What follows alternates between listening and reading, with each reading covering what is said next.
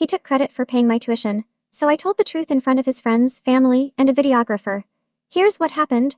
I went to college completely on scholarships, part-time jobs, and an almost religious level of budgeting, like Dollar Tree shampoo budgeting. I grew up lower middle class, and while my parents were supportive emotionally, they couldn't contribute financially, which was fine.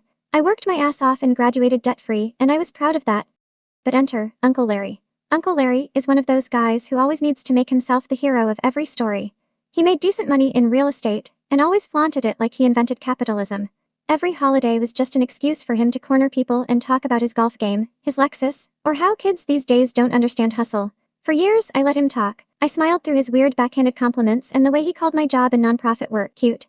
But then he started telling people in front of me that he helped put me through college. At first I thought I misheard, then I thought it was a joke. But then I started hearing it from other people. Wow, your uncle is so generous. It's amazing what Larry did for you. He's so proud of paying your tuition.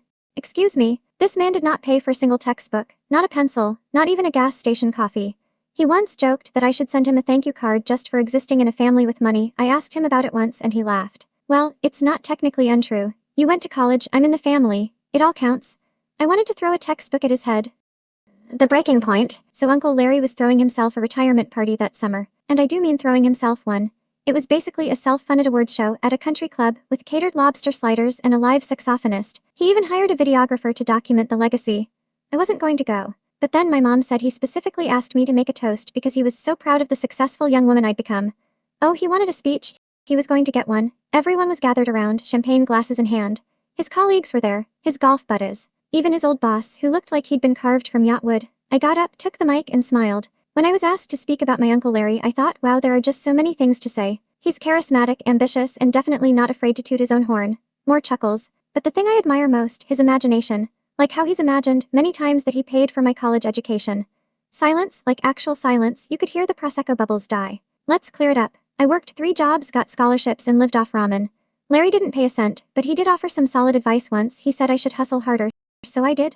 I raised my glass to Uncle Larry, a man who inspires unique interpretations of the truth. The crowd stared.